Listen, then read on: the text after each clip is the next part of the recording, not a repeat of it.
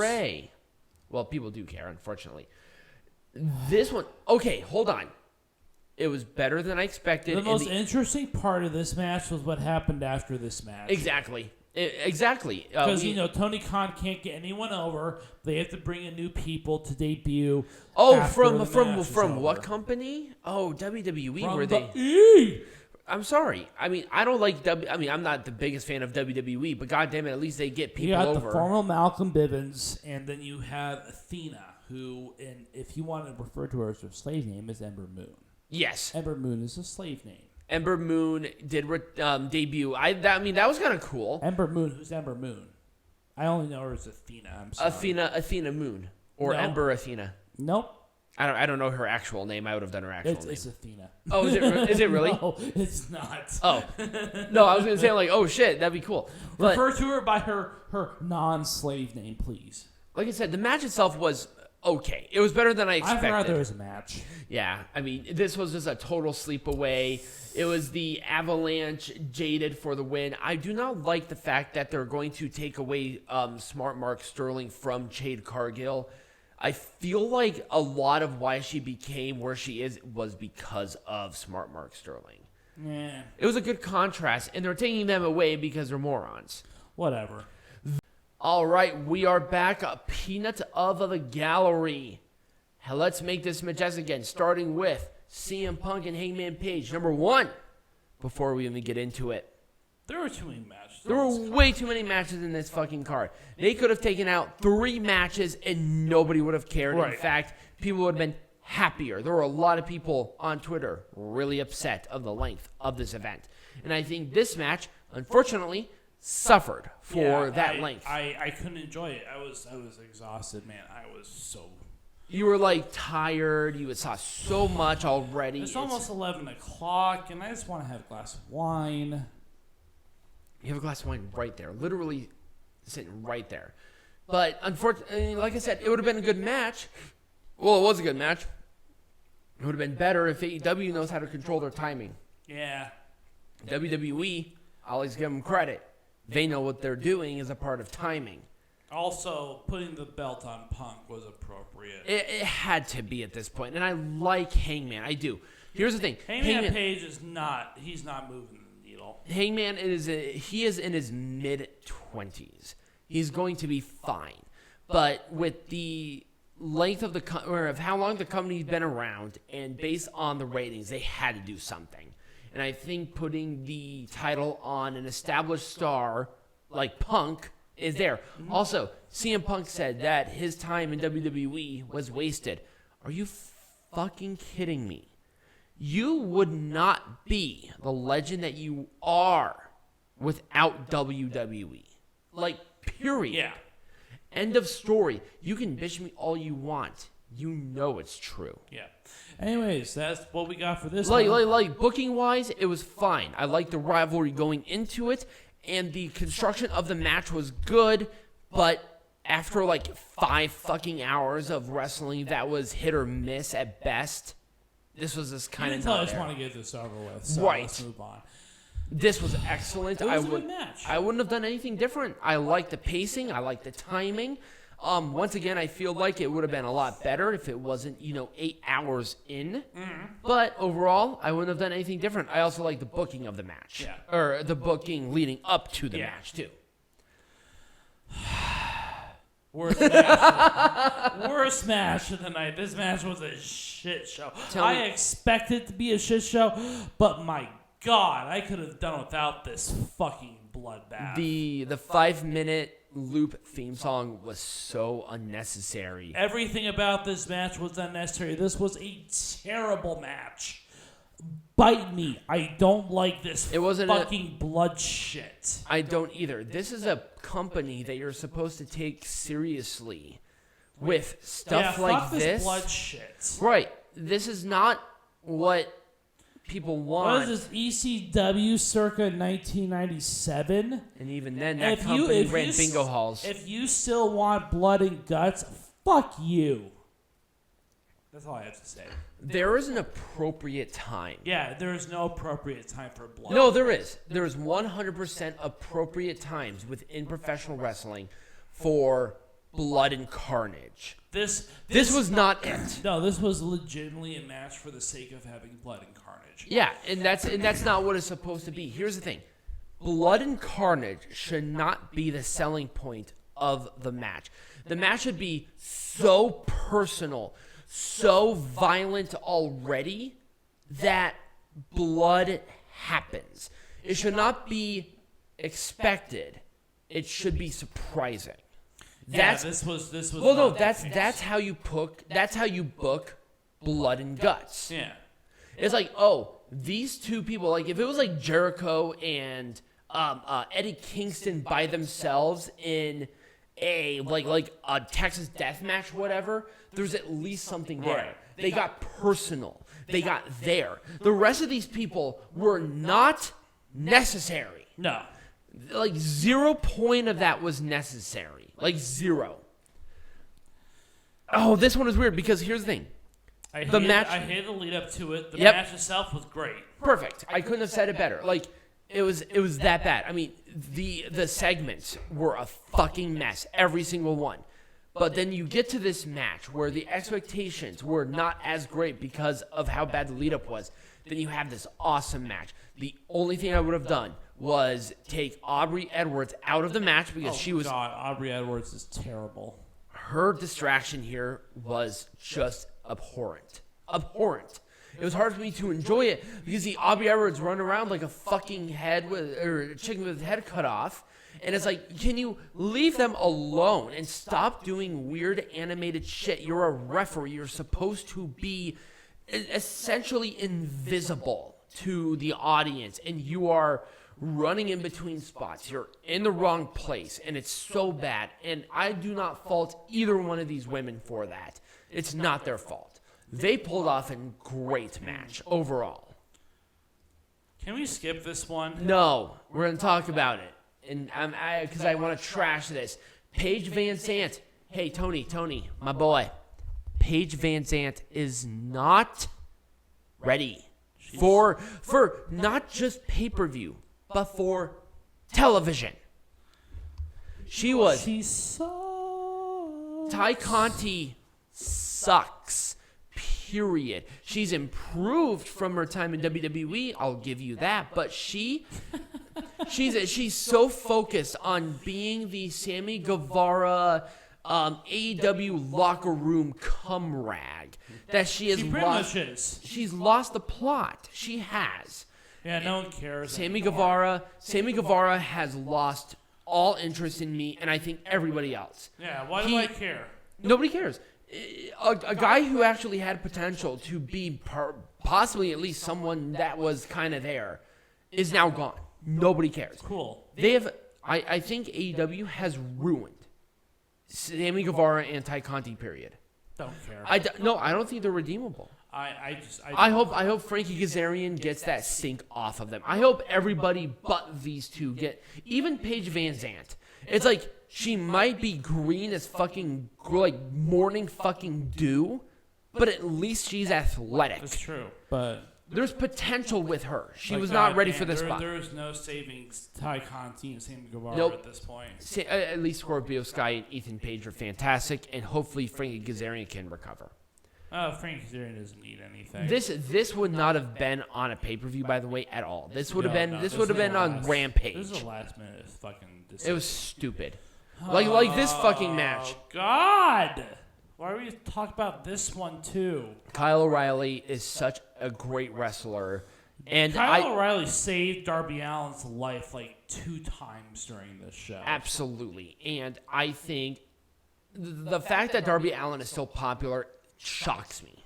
Yeah, Darby Allin sucks. He sucks. He is not. The problem is that he was an amateur wrestler. He knows better, but he keeps doing this. It's like, dude, I swear to God, you will be paralyzed by like next year if you continue this. Pretty much. He 2 times.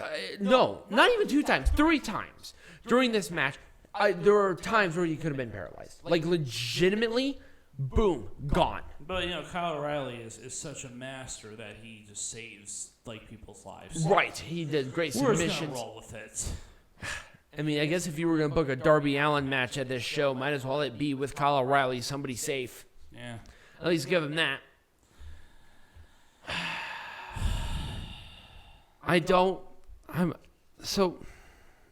What is the point of the Owen Hart Foundation tournament other than to promote the Owen Hart Foundation?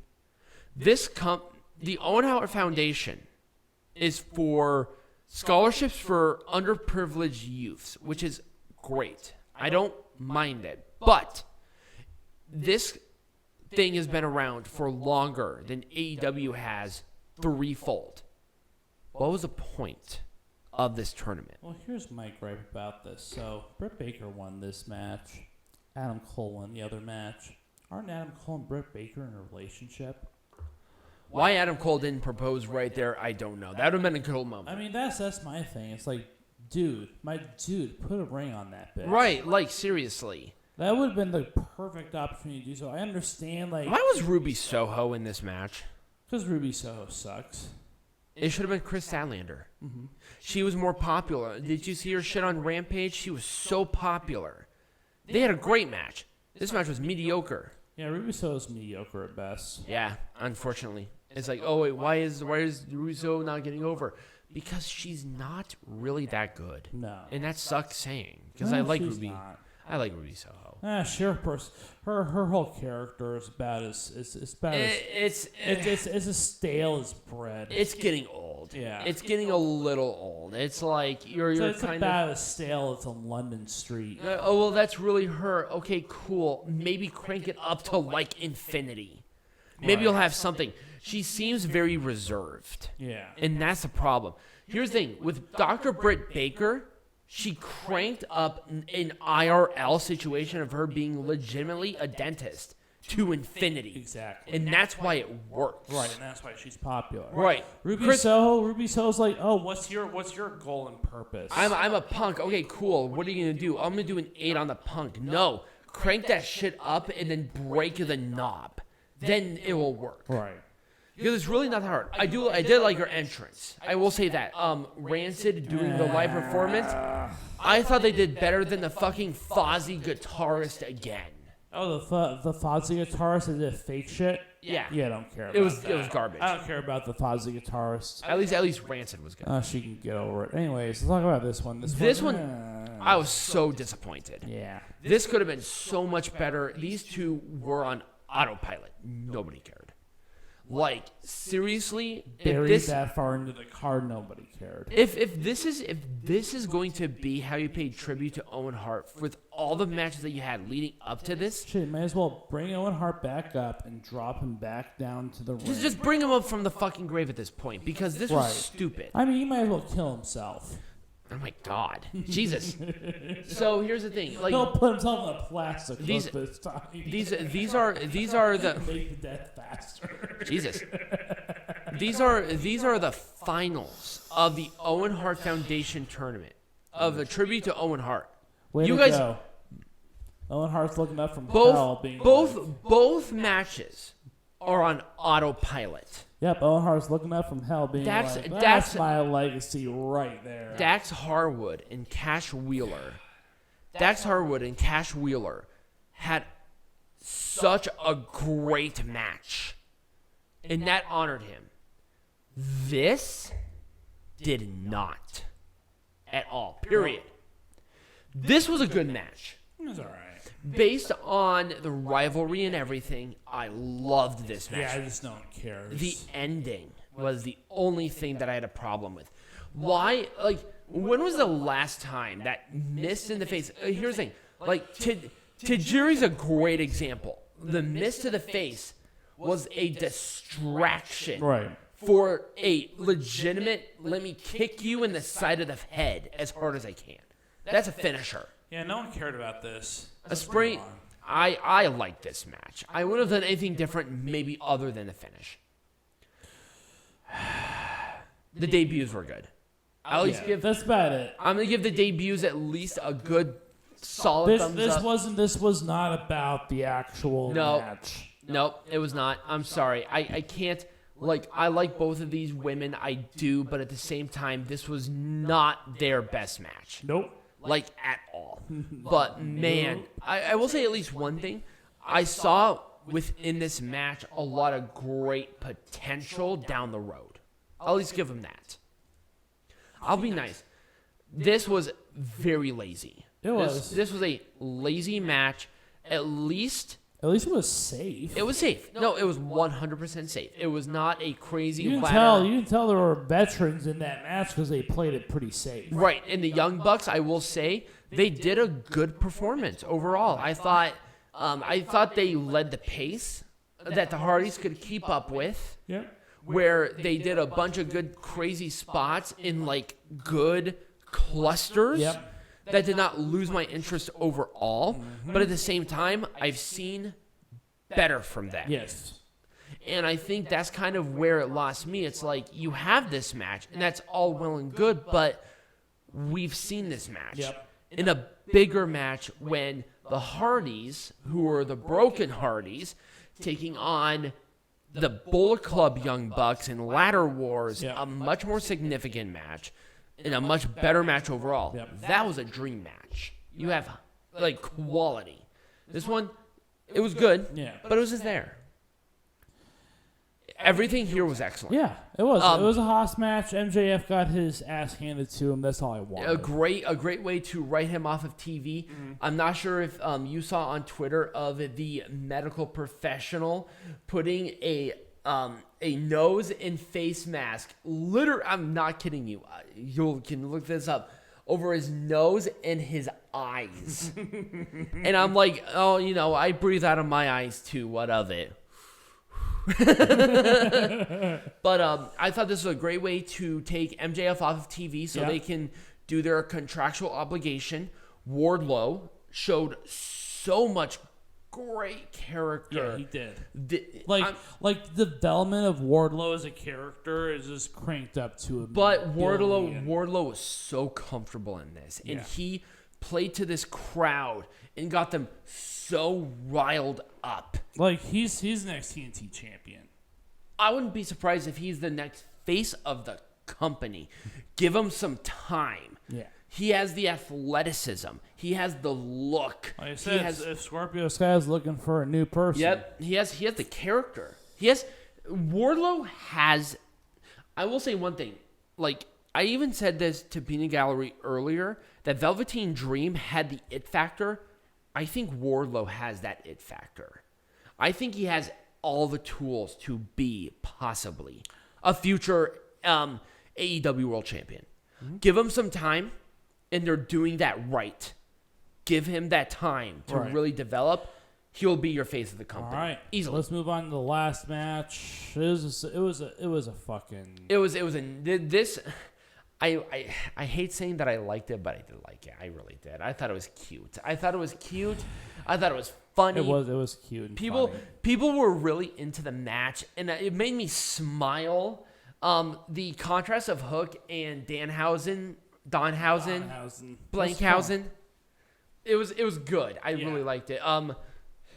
Smart Mark Sterling was really funny. And I thought Tony Nese and Hook were a great contrast of the comedy that kept people invested that this was a wrestling match. Yeah. So I wouldn't have done anything different. So that was it for Double or Nothing Peanut Gallery. Next week is going to be weird. Why is that? Male parental unit is going to be in town, so we will not be doing a show. We will not. I know it's kind of weird because we have 2 pay-per-views next week. Following week, we got 2 pay-per-views. That following week, we're going to have a marathon of shows. We're going to cover Hell in a Cell. We're going to cover... in your house. We're also, that week, going to also cover Always Ready. And we are also going to be covering Wrestling not Dontaku. Dominion. Dominion. It's going to be a hell of a week. But spending time with male parental unit is way more important than the show. So I hope you understand that. No show next week as far as we know. Now, that could change on an instant depending on what's going on. But We are not planning on doing a show next week. Do not expect a show next week. Expect a marathon show the week after. Mm-hmm. So if you did enjoy this video for the length of it, remember to like this video, subscribe to the channel, become a patron. All the links are going to be in the QR code right next to moi. And as always, be majestic.